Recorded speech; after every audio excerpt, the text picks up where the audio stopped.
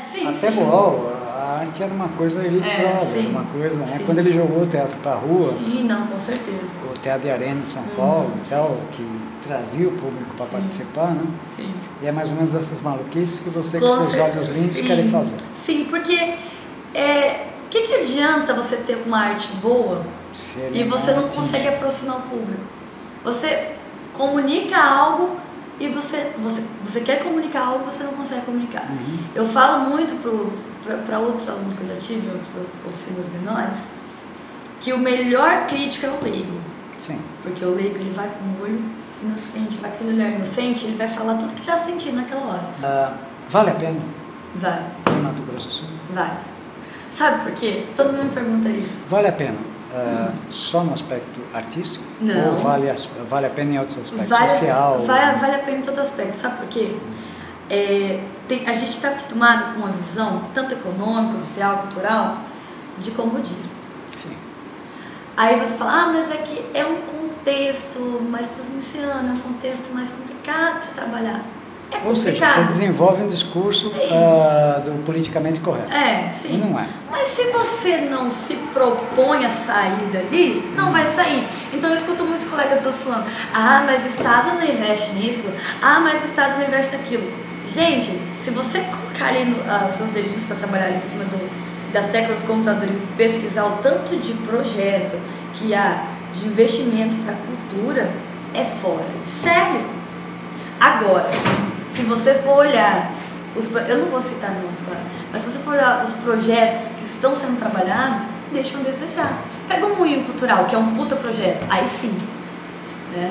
Agora, tem certos projetos aí que está trazendo, né? Vamos dizer o que é verdade. A cultura muitas vezes é feita para quem vive um ambiente de cultura. Não é feito para o povo. Não vai além disso. Sabe por que o sertanejo, sabe por que as outras músicas, claro, hoje em dia está mais abrangente, mas... Sertanejo universitário não é música.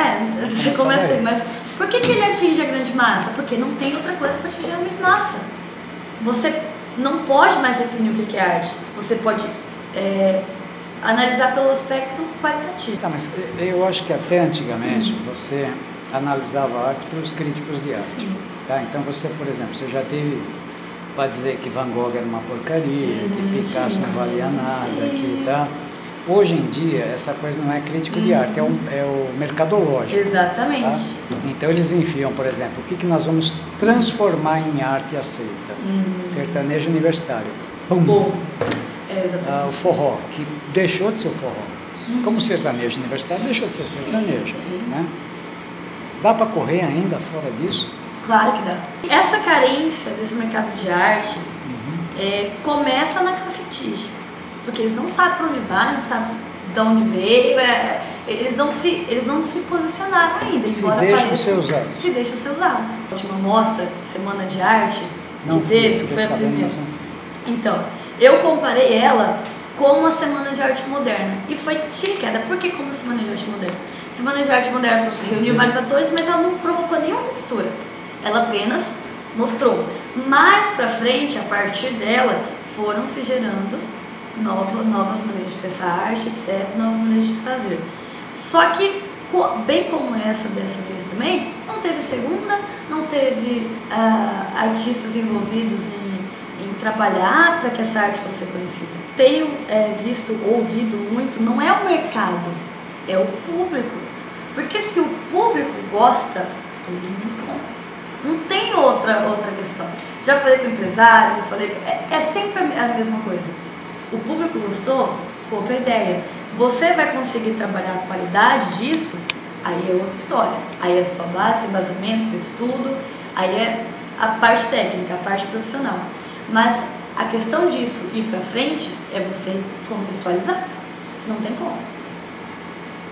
Como é que você faz para o público aceitar? Porque o problema é levar o público para lá.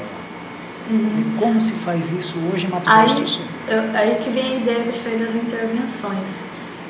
Essas intervenções, elas não precisam necessariamente ser para ganhar dinheiro inicialmente, mas para estar levando, né? Provocar.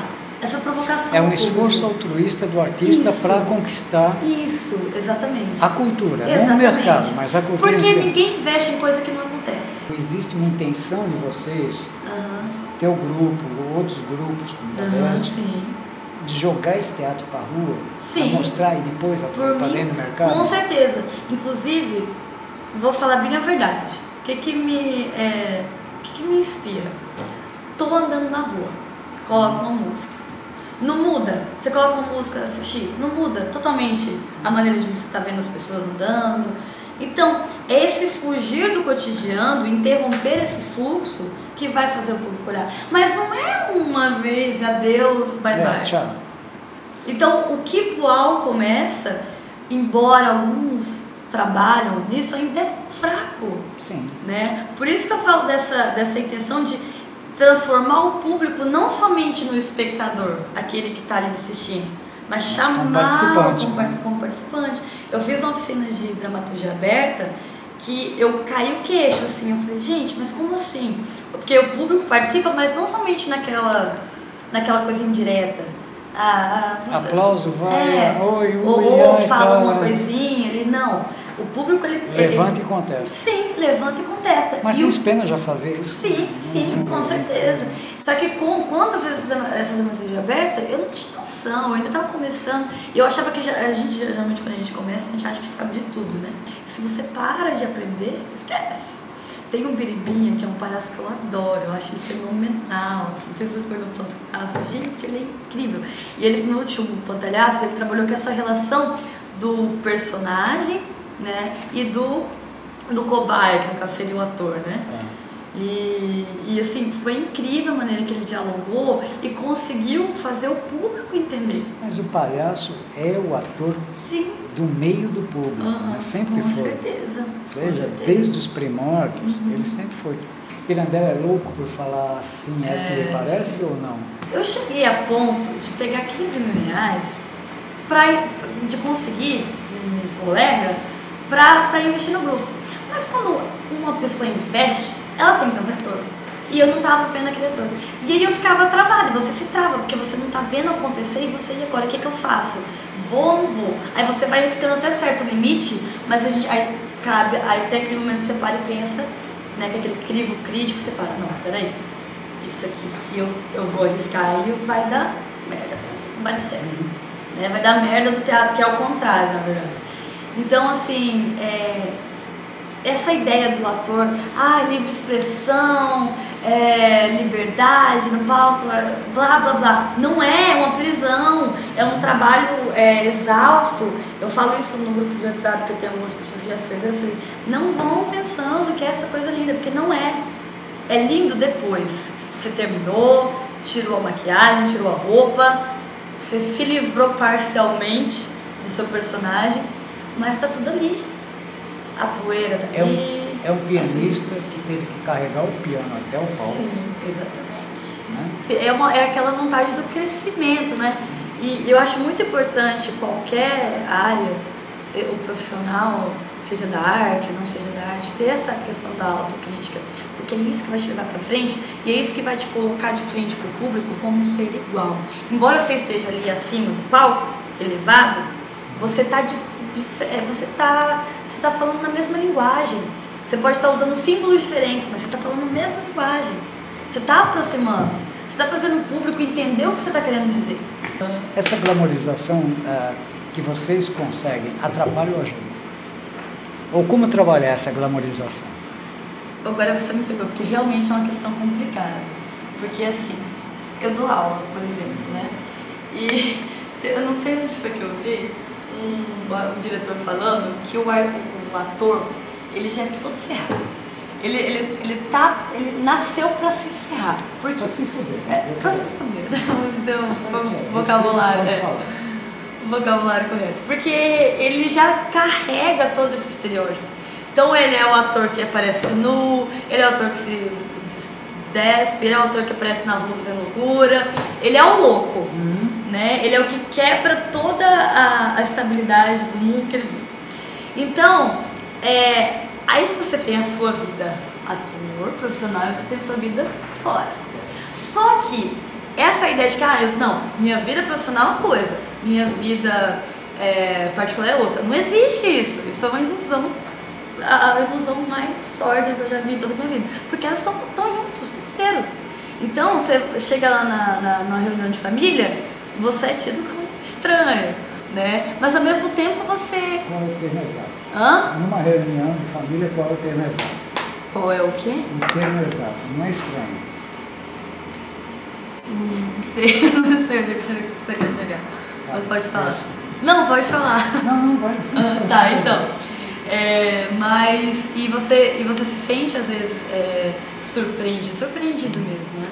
E não, às vezes não é nem por causa de uma pergunta ou por causa de nada disso, mas a própria situação. Você sempre se sente um ser estranho, mas ao mesmo tempo você tem que se portar como ser estranho, porque é isso que o público espera de você. Quem sou eu? Né? E na verdade não tem diferença. Assim como a gente discute questões metafísicas e concretas, eu não vejo separação nenhuma, acho que está tudo muito unido. Então, está tudo muito unido, eu também não vejo essa separação. Agora, se a gente for falar como trabalhar isso, seja quem você é. Então, nós somos representantes da própria personificação de um outro personagem que está na sociedade. Ou seja, a gente pode definir como vocês são os psicopatas do bem. Exatamente. Eu gostei dessa colocação, foi muito bom. Psicopatas do bem. Você pretende trabalhar com uma temática regional? Também, sim. Eu acho importante. Porque as raízes de qualquer região, elas não estão estritamente ligadas apenas a fatores turísticos e sei lá mais o que, de música típica. Eu odeio esse termo, típico. Típico é foda. Né? Eu sou típica. De quem não tem ideia, né? É típico de quem não tem ideia. Típico de quem não tem ideia. Então, assim, o que é região? Qual que é a história? Eu prefiro enxergar a tradição de um local pela história. Como começou? Por que começou? Como que está hoje?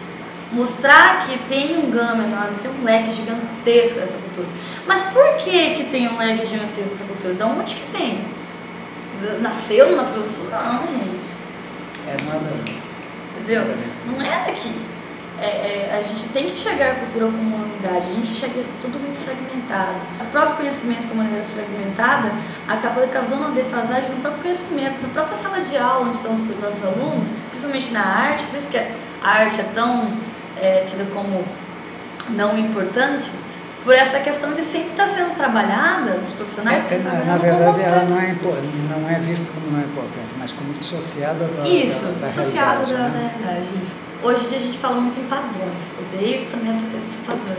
Porque é padrão de beleza. Eu não acredito, eu não acho que existe padrão de beleza. Eu acho que tem coisa bonita, coisa feia, por série de leis que regem o próprio universo. E não é leis da cultura, é leis biológicas, leis psicológicas. A natureza está aí exposta. Sim, tá exatamente. Exposta. Então, assim, agora o que há de errado com a sociedade é comercializar isso. E o pior é que tanto o lado que critica como o lado que defende comercializa do mesmo jeito. Então não tem um lado, não, eu defendo porque esses padrões. Não tem essa neutralidade que tantos defendem, né? E não, sem falar que dentro desse bom ou ruim, que eu costumo me questionar muito, é que, por exemplo, manifestações hoje, né? Eles fazem uma ação querendo gerar uma consequência. Consequência seria, digamos, a solução. Mas a solução não estaria ali no processo? A solução é muito imediatista, né? A sociedade no momento. Exatamente. Também criticar o escravagismo quando a gente vive 500 anos depois. Sim. Então, assim, eu prefiro dar mais importância, dar mais ênfase uma coisa chamada processo. Que processo que você está levando? Qual procedimento? Como que tá acontecendo? Né? Então, eu acho muito interessante essa questão das práticas do processo dentro das artes, de maneira geral. Como que se deu aquilo? Por que eu escrevi aquilo? Como que eu escrevi aquilo? O que me fez? Às vezes nem o que me fez, mas... Desnuda e sai correndo para lá. Exatamente. Se mostrando. Exatamente. Pega a Marina Abramovic, uma grande performance. Você pega as obras dela, você... Gente, mas quem que leva uma pessoa a ficar correndo pra lá e pra cá, atacando o corpo contra a parede?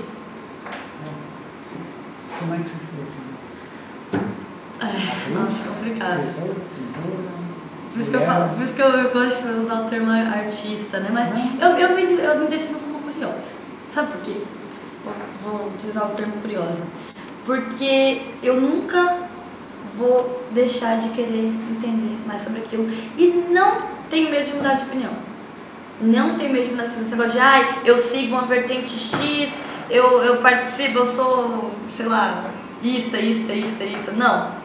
Eu sou uma curiosa. Você acredita que vai dar certo? Com certeza. Já dizia Platão, se você não acredita, o que vai acreditar? Vai acreditar em você. Não é verdade? Uma pessoa que você pegasse como icônica de Mato Grosso do Sul primeiro, depois Brasil e depois Mundial.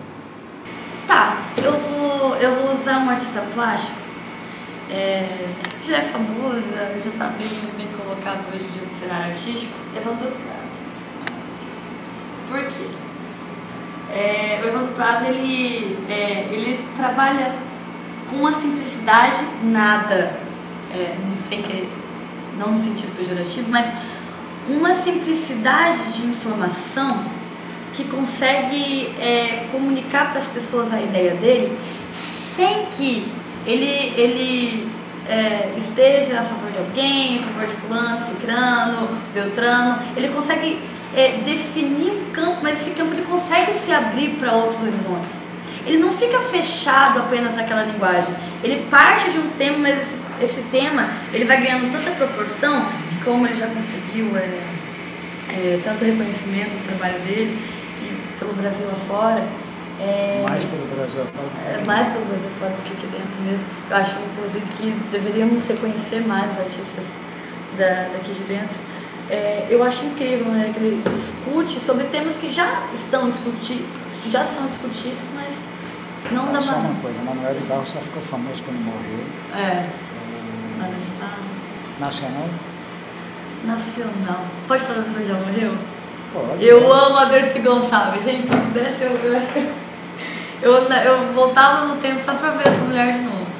Eu adoro. Teve uma pergunta que o Silvio Santos fez pra ela. Dercy, você acha que você fez sucesso porque você falava muito palavrão? Aí era a pergunta da máquina da verdade. Não? Sim. Porque eu falava palavrão. Porque quem que tinha coragem de chegar e falar palavrão? Porque é muito errado, que não sei o quê. Até porque que o palavrão não é nada mais que um reflexo da nossa cultura. É o nosso cotidiano. Né? Nosso cotidiano. Eu acho, então assim, ela é natural. Ela usou.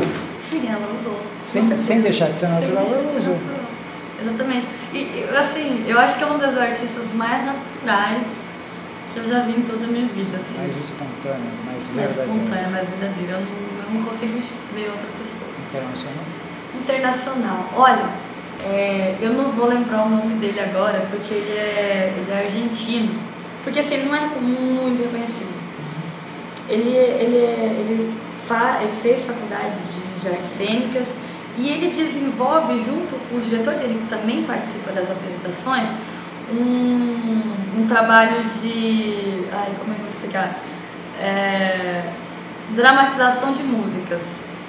E ele trabalha utilizando da expressão facial e corporal de uma forma assim, geralmente são cômicas, mas também ele trabalha drama, mas muito mais cômico, tragicômico também. Ele nessa música ele vai imitando todos os animais que vão surgindo, é uma coisa bem assim, infantil. Então assim, ele tem uma hora que ele faz uma Hipólito, ele é Dardo uma pomba, né? Aí na hora que começa essa pomba, ele faz um negócio de uma pomba que eu acho incrível. E esse um vídeo deve ter repercutido muito no Facebook. Eu acho que Paloma, isso, Paloma. E aí ele trabalha muito com essa questão da dramatização de músicas. Só que tanto apresentado, tem alguns públicos no YouTube, mas é mais em palco. Então, ao invés da interpretação musical, ele faz uma interpretação cênica. Exatamente. É perfeito. Ele canta, mas assim, é uma dublagem, mas trabalhando muito a questão da expressão facial. E ele é incrível, assim, na hora que eu vi até aqueles vídeos compartilhados pro Face, eu achei incrível. Eu vou ver assim. depois também, Sim. O nome do teu grupo? Vai se chamar Inusitados. Inusitados. resultados. Vai se chamar? Vai se chamar. Ah, já se chama, né? Tá, vocês pretendem fazer alguma apresentação? Quando vai ser? Olha, como eu falei, ainda vai ter que ter esse preparo. O ensaio, não sei, ensaios de pouco tempo, vai ser pelo menos uns 4 meses de ensaio. Vocês estão ensaiando alguma peça específica? A gente não começou, como eu falei, ainda está ocorrendo a seletiva, né? Mas tem ideia de alguma peça específica? Sim, tem. Uma peça de autoria minha. O nome da peça é Se Correr do Bicho Pega, Se Ficar no Bicho Come. Faz a diferença com a música, né? Mas assim, por que desse nome? A história, na verdade, é um romance, né? Em que o ator principal, a história, na verdade, é um romance medieval, né? Medieval? Você visitou lá? Não, assim, não que a história seja do época medieval, mas sim. A linguagem é um pouco mais rebuscada, mas ela também e os atores também, eles são muito exagerados. Eu gosto muito dessa questão dos exageros, de trabalhar esse exagero, sabe? Pra trabalhar como a sociedade é dramática, faz muita visibilidade faculdade. E esse ator principal, que é o ser apaixonado, ele é apaixonado por ele não é apaixonado por um ser, ele é apaixonado por uma idealização de uma mulher. Ele idealizou uma coisa e ele se apaixonou por ela. Só que ele vê de fato essa idealização. Só que por quem de fato ele vai se apaixonar é por uma outra personagem que vai totalmente até essa parte a antítese da outra. Até essa parte é bem clichê, começando por algumas questões que norteiam a história, que seria o quê? Na história, o narrador, ele é gago. Eu tô indecisa se ele vai ser gago, se ele vai ter crise de soluço. Você tá tentando me convencer a assistir isso. Com certeza. Por quê? Por que gago? Por que gago? Ou se a gente não conseguir, vai ser com aquela crise de soluço. Por quê? A comunicação, ela geralmente fica picotada. Ela começa, ela vem ampliando, virando uma espiral, depois a espiral picota toda, você não sabe o que virou mais. Então, é trabalhar essa questão da comunicação enquanto as fofocas da vizinhança, a comunicação das grandes multimídias. Então, assim, que o narrador exerça esse papel da comunicação de fato. E há um personagem também, ele faz o papel do Deus do Amor. Só que esse Deus do Amor... Não, é outro nome. É um nome greco-romano, mas agora eu não vou lembrar, porque é um nome diferente. É diferente do que já foi, né, dos mais conhecidos. Esse Deus do amor, ele vai ser representado por uma criança. Por quê? Porque o amor, de fato, é ingênuo, é puro, é burro no sentido... ele acaba extrapolando os limites da física, da química, da ciência, enfim. Então, justamente até por conta de tratar desse ser amável como algo idealizado. E ele, na verdade, sendo um Deus do amor, os personagens sempre buscam uma solução recorrendo a ele. Porém, ele nunca tem solução nenhuma. Na verdade, ele acaba, como não possui controle dos próprios poderes, ele acaba causando uma confusão. Seria quase como um Deus da incógnita, seria mais ou menos isso. E tem a parte mais caricata que eu diria, que seria o mago, que ele é o conselheiro da história. Ele ajuda a entender a história, né? Não que ele explique, ele atua normalmente com os diálogos, mas ele costura. E ele é um mago que tudo que ele fala, dependendo da maneira que ele fala, acontece. Só que ele transforma as pessoas em animais. Por que ele transforma as pessoas em animais? Para trazer esse lado efêmero do ser humano, sair desse negócio, somos seres racionais. Para com isso. Esse negócio de seres racionais não tem vez aqui nessa peça, não. Então, esse mago, ele traz à tona os desejos infames do ser humano, entendeu? Ele seria uma inconsciência. E a Pecúnia, que é a mulher que depois ele se apaixona, ela é uma ladra. Pecúnia.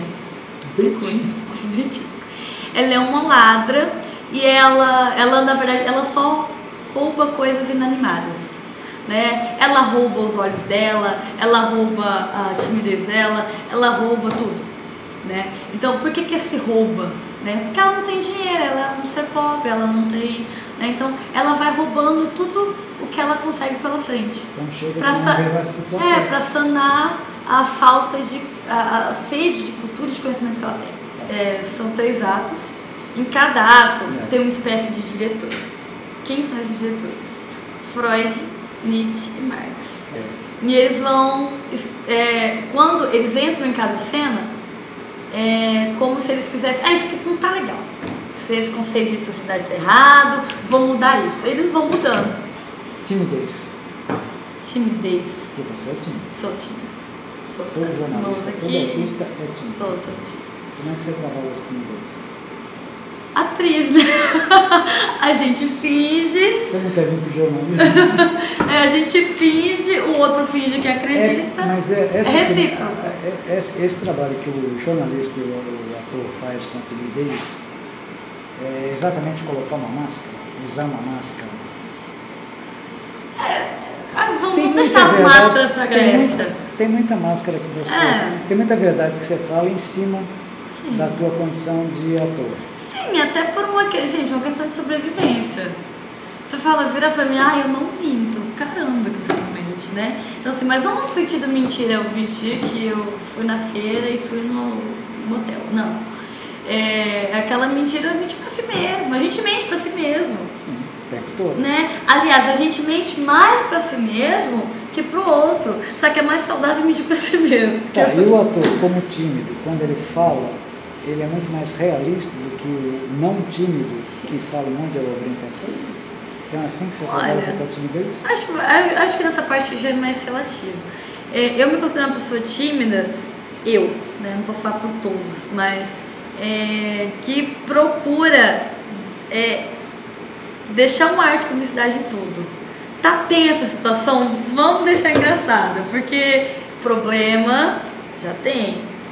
Vamos abrir espaço para as coisas boas. Eu sou muito positiva, então eu posso estar lá morrendo, tendo uma crise de existência, mas eu vou tentar. Isso não quer dizer que eu sou pessoa calma, longe de mim.